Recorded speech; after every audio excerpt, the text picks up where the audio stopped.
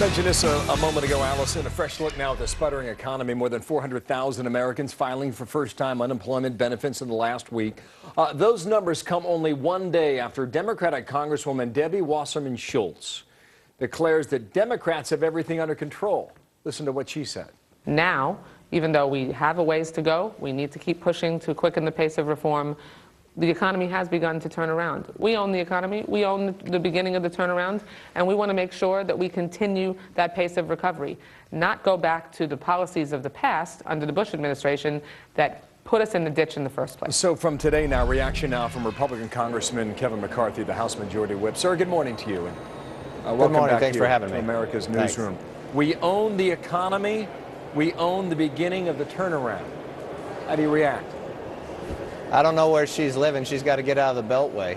The president last year said 2010 was the summer of recovery.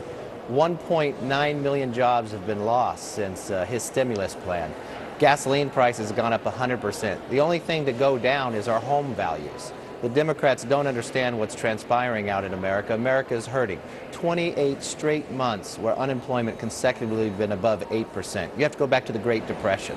That is why their Keynesian view has failed. We got to get this economy moving again, and Republicans have a number of bills moving through the floor. We wish the Senate would act, get to the president's desk, where we could enhance and empower the small business, unshackle this regulation that's been holding us back, and reform our tax code that'll actually let America can compete worldwide. So that's really your message. It's a two-pronged approach. Less regulation and a clearer signal to America what the future tax rate will be.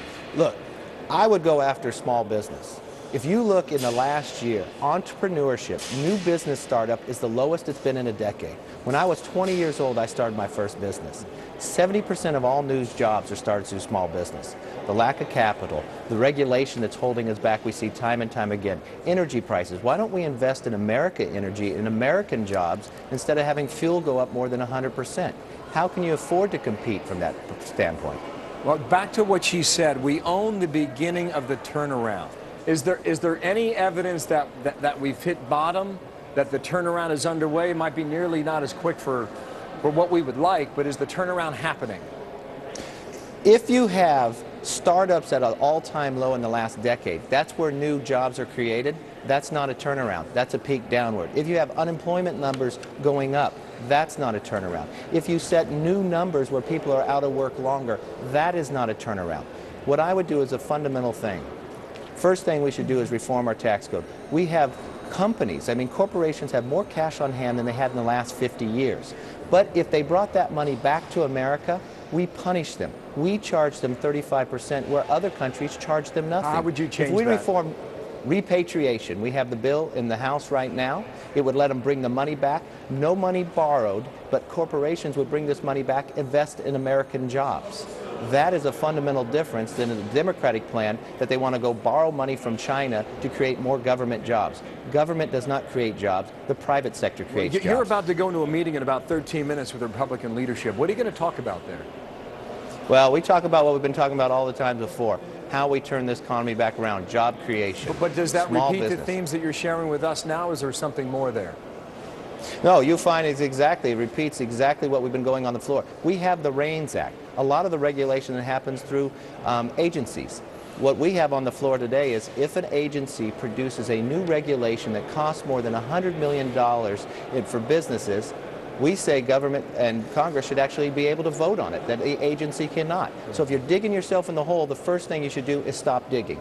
We believe that we should invest in American energy, jobs that are created here. Look at what transpired in North Dakota. Unemployment is 3% in North Dakota. You know why? They've gone from 8,000 barrels a day to more than 240,000 barrels a day because they use technology through small business to go out and capture something we haven't had before. That means fewer money going overseas, but money creating in America.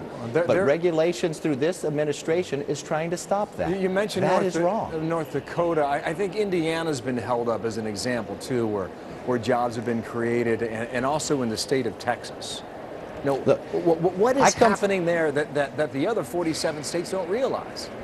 Well, I'll tell you what, I come from California. I can tell you first and foremost, because of the high regulation, companies are leaving. You take a Carl's Jr., they will not build one new restaurant in California. They're building them in Texas because they can build them there, they can hire somebody, and they can continue to grow. In California, we have 12% of the nation's population, but we have 32% of the nation's welfare population.